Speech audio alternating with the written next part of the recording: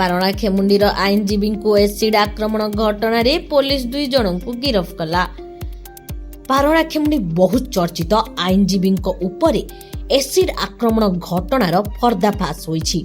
ଏହି ଘଟଣାରେ ସମ୍ପୃକ୍ତ 3 ଜଣ ଅଭିଯୁକ୍ତଙ୍କ ମଧ୍ୟରୁ ମାଷ୍ଟର ମାଇଣ୍ଡଙ୍କ ସମେତ 2 ଜଣଙ୍କୁ ପୋଲିସ କୋଣାର୍କ ଏକ୍ସପ୍ରେସରେ ବିଜୟୱାଡା ଯାଉଥିବା ବେଳେ ଗିରଫ କରିବା ସହ ସେମାନଙ୍କ ନିକଟରୁ ଗୋଟିଏ ପଲ୍ସର ବାଇକ୍ ଓ ମୋବାଇଲ ଫୋନ ଜବତ କରିଛି। ଗିରଫ ହୋଇଥିବା ଅଭିଯୁକ୍ତ ଦ୍ୱୟ ହେଲେ ଡି ଭେଙ୍କଟ ରାଓ, ଯିଏକି ପାରଳାଖେମୁଣ୍ଡି ସହରର ମୂଳ ନିବାସୀ ହୋଇଥିବା ବେଳେ ଆନ୍ଧ୍ରର ବିଶାଖାପାଟଣାରେ ରହନ୍ତି। ଅନ୍ୟ ଜଣ ହେଲେ ଡି ସତୀଶ, ତାଙ୍କ ଘର ବିଶାଖାପାଟଣା। ଯେଉଁ ଅଭିଯୁକ୍ତ ବର୍ତ୍ତମାନ ସୁଦ୍ଧା ଧରା ପଡ଼ିନାହାନ୍ତି ସେ ହେଉଛନ୍ତି ଭି କିରଣ।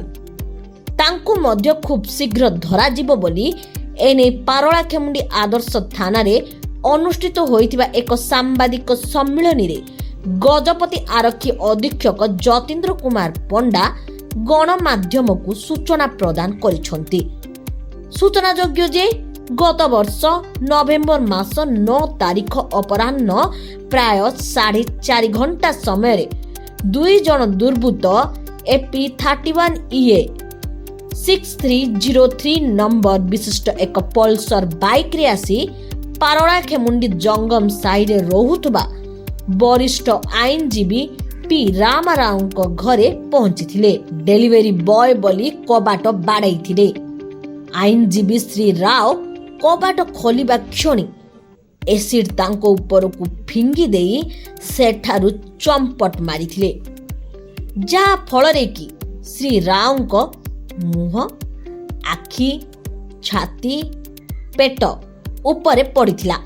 ତାଙ୍କୁ ତୁରନ୍ତ ସ୍ଥାନୀୟ ଲୋକଙ୍କ ସହ ଆଇନଜୀବୀ ମାନେ ପାରଳାଖେମୁଣ୍ଡି ସ୍ଥିତ ଜିଲ୍ଲା ମୁଖ୍ୟ ଚିକିତ୍ସାଳୟ ଏବଂ ପରେ ସହରର ଏକ ଚକ୍ଷୁ କ୍ଲିନିକରେ ଚିକିତ୍ସା ନିମନ୍ତେ ଭର୍ତ୍ତି କରାଇଥିଲେ।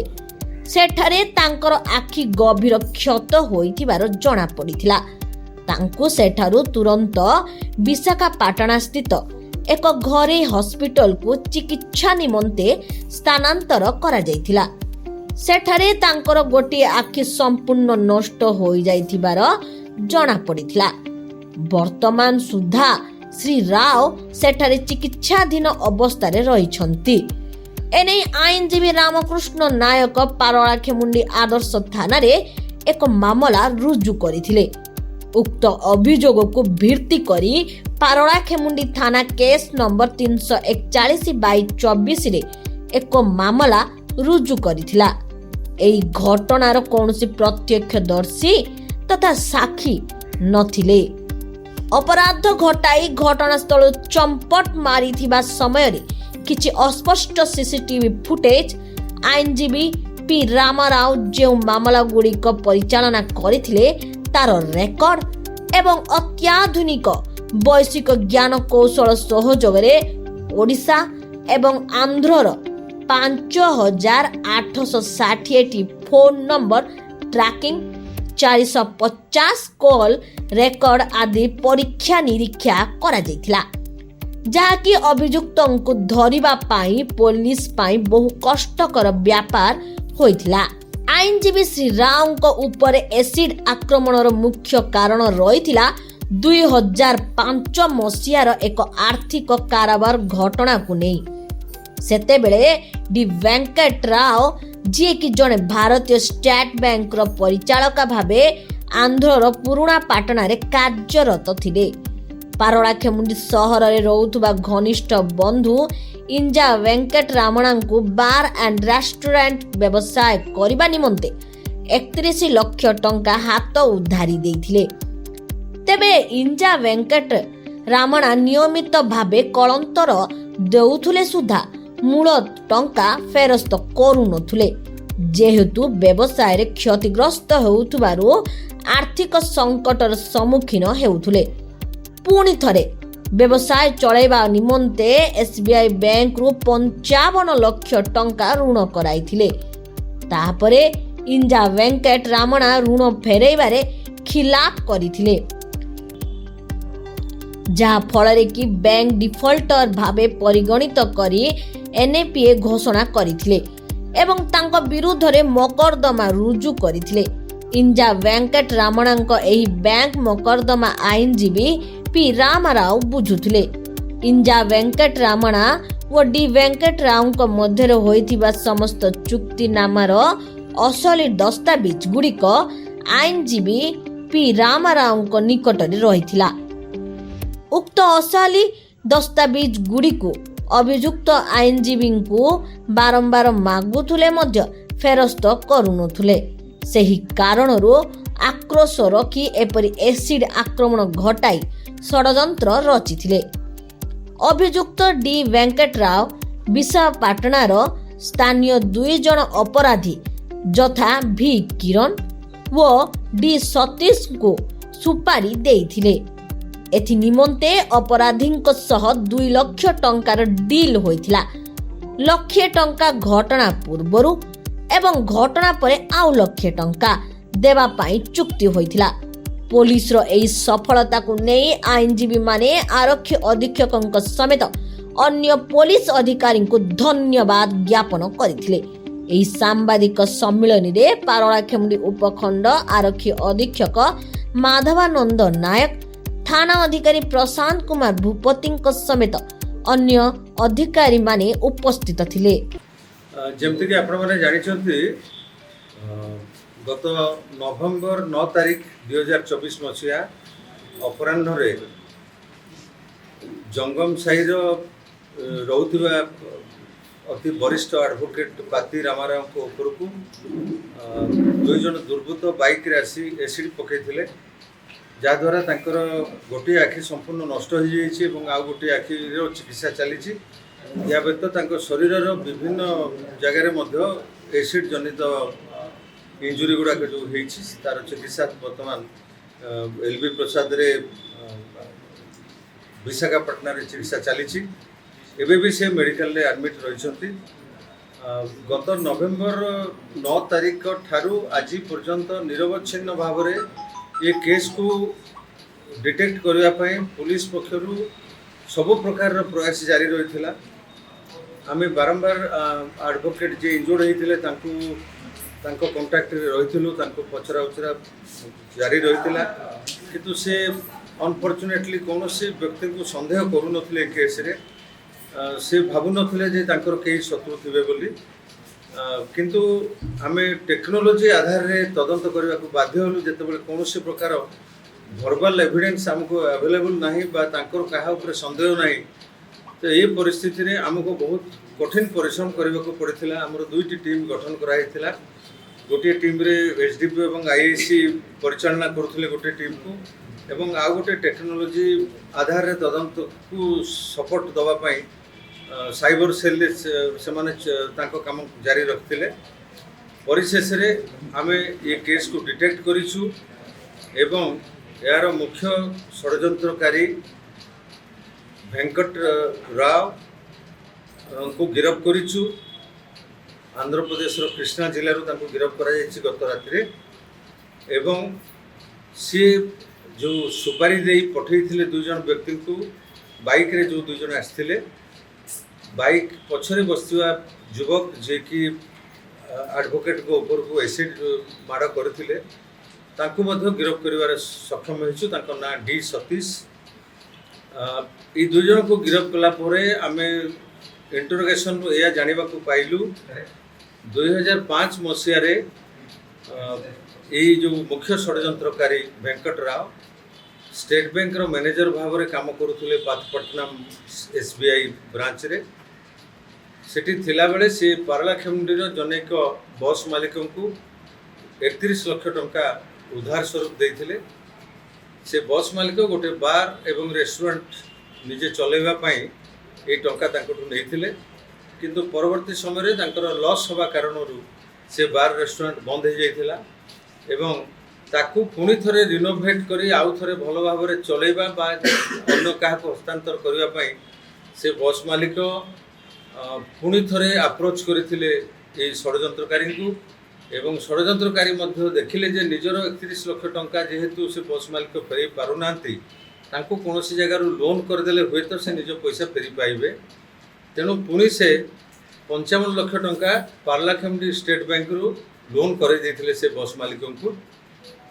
କିନ୍ତୁ ସେ ବସ୍ ମାଲିକ ତାଙ୍କର ମୂଳଧନକୁ କେବେ ହେଲେ ଏ ଷଡ଼ଯନ୍ତ୍ରକାରୀକୁ ଫେରାଇ ପାରିଲେ ନାହିଁ। କେବଳ ପ୍ରତ୍ୟେକ ମାସ ସେ ଟଙ୍କାର ଇଣ୍ଟରେଷ୍ଟ ବାବଦକୁ କିଛି ଟଙ୍କା ସେ ଦେଇ ଚାଲନ୍ତି। ଇତିମଧ୍ୟରେ ଷଡ଼ଯନ୍ତ୍ରକାରୀ ମଧ୍ୟ ନିଜର ଭୁଲ କାରଣରୁ ଆଉ ଗୋଟିଏ ଜାଗାରେ ମଧ୍ୟ 40 ଲକ୍ଷ ଟଙ୍କାର କ୍ଷତିରେ ପଡ଼ିଲେ। ଏହିସବୁ ଆର୍ଥିକ କ୍ଷତି ହେବାର ଯେଉଁ ମାନସିକ ଚାପ ତାଙ୍କ ଉପରେ ଥିଲା ଏବଂ ପାତି ରାମାର ଯେ ଯାହାଙ୍କ ଉପରେ ଏସିଡ୍ ଆଟାକ୍ ହେଇଥିଲା ସିଏ ବସ୍ ମାଲିକ ଏବଂ ଏଇ ଭେଙ୍କଟ ରାଓ ଯେ ଷ୍ଟେଟ୍ ବ୍ୟାଙ୍କରେ ମ୍ୟାନେଜର ଥିଲେ, ଏ ଦୁଇ ଜଣଙ୍କ ମଧ୍ୟରେ ଯେଉଁ ଟଙ୍କା ଦିଆନିଆ ବାବଦକୁ ଯେଉଁ କାଗଜପତ୍ର ହେଇଥିଲା, ଏଗ୍ରିମେଣ୍ଟ ହେଇଥିଲା, କିଛି ପୋଷ୍ଟ ଡେଟେଡ୍ ଚେକ୍ ମଧ୍ୟ ଥିଲା, ଏସବୁକୁ ସେ ନିଜ ପାଖରେ ରଖିଥିଲେ, ଯାହାକୁ ଷଡ଼ଯନ୍ତ୍ରକାରୀ ତାଙ୍କୁ ବାରମ୍ବାର ତାଙ୍କଠୁ ସେଇଟା ଆଣିବାକୁ ଚାହୁଁଥିଲେ। କାହିଁକିନା ନିଜର ଏତେ ଗୁଡ଼ିଏ ଲକ୍ଷ ଲକ୍ଷ ଟଙ୍କା ଯେତେବେଳେ ବର୍ବାଦ ହେଇଯାଉଛି, ସେ ଟଙ୍କାକୁ ସେ କେମିତି ହେଲେ ପୋଷ୍ଟ ଡେଟେଡ୍ ଚେକ୍କୁ NI ଆକ୍ଟ ଜରିଆରେ ଆଦାୟ କରିବା ପାଇଁ ଚେଷ୍ଟା କରିଥାନ୍ତେ ବା କିଛି କରିଥାନ୍ତେ। ଯେତେବେଳେ ସବୁଥିରେ ବିଫଳ ହେଲେ ପାତି ରାମାରାଓ ତାଙ୍କୁ ଏସବୁ ଦେଲେ ନାହିଁ, ତ ସିଏ ତାଙ୍କୁ ଗୋଟେ ଲେସନ୍ ଦେବା ପାଇଁ ଏ ଦୁଇ ଜଣ ଯୁବକଙ୍କୁ ଭାଇଜାଗରୁ ହିଁ ଏସିଡ୍ ସହିତ ଦେଇକରି ପଠାଇଥିଲେ। ଏ ଷଡ଼ଯନ୍ତ୍ରକାରୀ ପଠାଇବା ପରେ ନିଜେ ଷଡ଼ଯନ୍ତ୍ରକାରୀ ମଧ୍ୟ ତାଙ୍କ ସହିତ ଆସିଥିଲେ ଏବଂ ପାରଲାଖେମୁଣ୍ଡିରେ 2 ଥର 3 ଥର ରେକି କରି ପାତି ରାମାରାଓଙ୍କ ଘରକୁ ସେ ଦେଖେଇଥିଲେ ଏବଂ କେଉଁ ଢଙ୍ଗରେ କେଉଁ ଭଳି ଷ୍ଟାଇଲରେ ଏସିଡ୍ ଫିଙ୍ଗିବେ, କ'ଣ କରିବେ ସେ ବାବଦରେ ତାଙ୍କୁ ବତେଇ ଦେଇଥିଲେ। ଏକର୍ଡିଙ୍ଗଲି ସେମାନେ 2 ଜଣ ଯୁବକ ଏସିଡ୍ ସହିତ ଏଠି ରହି ଗୋଟେ ଫରେନ୍ ଲିକର୍ ଦୋକାନ ସାମ୍ନାରେ ସେମାନେ ବିୟର୍ ପିଇଥିଲେ। ବିୟର୍ ପିଇଲା ପରେ ସେଇ ଯେଉଁ ଟିନ୍ କଣ୍ଟେନର ବିୟର୍ର ସେଇଟା ପିଇ ସାରିଲା ପରେ ତା ଦେହରେ ସେମାନେ ଏସିଡ୍କୁ ଭର୍ତ୍ତି କରିଥିଲେ ଏବଂ ପାତି ରାମାରାଓଙ୍କ ପାଖକୁ କୌଣସି ତାଙ୍କର ପାର୍ସଲ ଆସିଛି ଏବଂ ଡେଲିଭରି ବୟ ଡାକୁଛି ବୋଲି କହି ଡାକିଥିଲେ।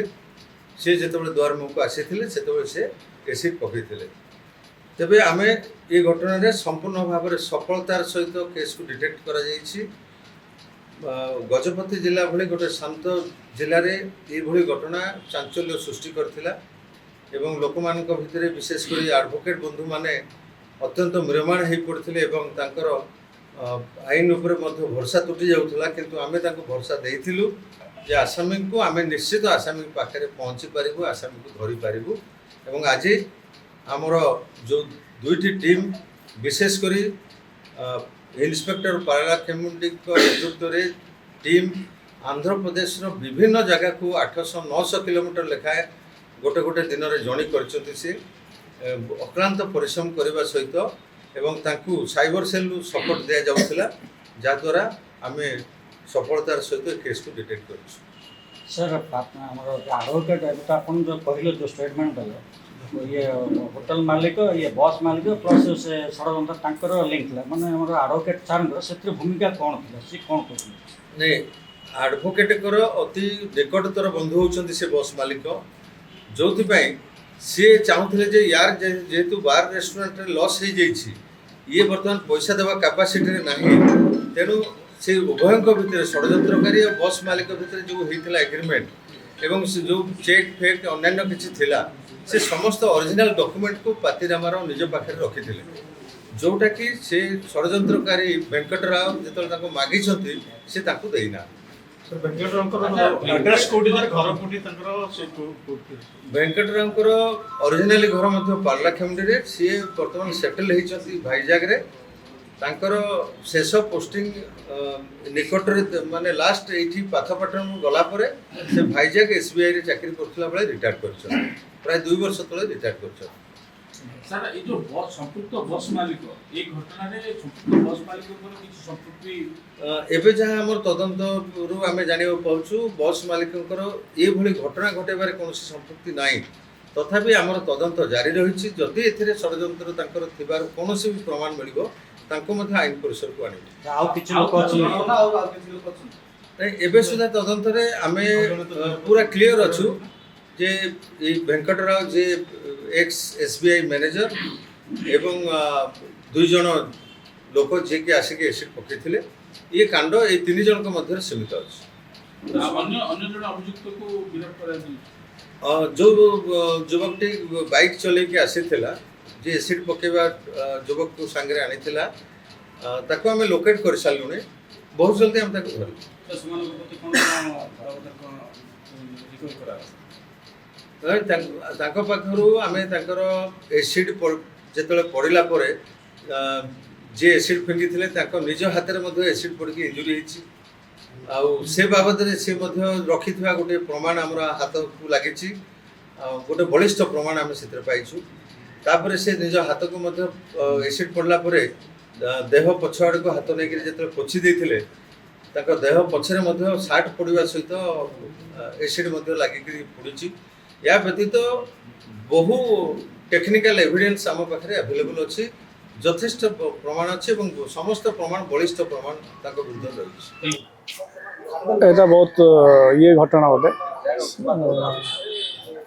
नंदनीय घटना गोटे होगा आज पुलिस तो धरी आरेस्ट कर मेन एक्यूज गुड़ा बहुत खुशी लगे आ उच्चतर दंड भी दि जाए विलंब माने घटना किए एक्चुअली एक्यूज सेटा जना पड़ नाला मैंने सब लुकायित भाव था सब चलता डिफरेंट एंगल को लेकिन पुलिस तदंत करते डिफरेंट एंगल नहीं ये एंगल रे गला पर से माने किछ गोटे पाइले पाइला पर से अरेस्ट कर पुलिस जो एफर्ट अच्छी माने विलंब हेला मते एफर्ट हाँ पूरा सक्सेस हमें बहुत बहुत बहुत संतुष्ट पूरा संतुष्ट दे आर कॉम्पिटेंट टू ये कैच द कल्प्रिट्स हमें तो 100 को 100% सैटिस्फाई कहीं ना आमे भी आशा कर पुलिस वाला सक्सेस हुए जाओ पुलिस वाला एसपी डीएसपी आईसी को बहुत चेष्टा रे आउ सी जहाँ कहते टेक्नोलोजी कि धरिक आम 2 जन एक्यूज को आरेस्ट कर गोटे एक्यूज को आगामी दिन में अल्प दिन में आरेस्ट करी पुलिस को बहुत बहुत धन्यवाद एवं आम भी कोर्ट उपस्थापन करूँ जे विथिन 1 मंथ भितर जिते पनिशमेंट अच्छी ताइरे आईन हिसाब से पनिशमेंट दि जाओ बहुत पनिशमेंट दि जाओ आगामी दिन में कौन सी भी क्लाइंट एक्यूज एमती घटना करे बोली आम विश्वास साहस करूँ।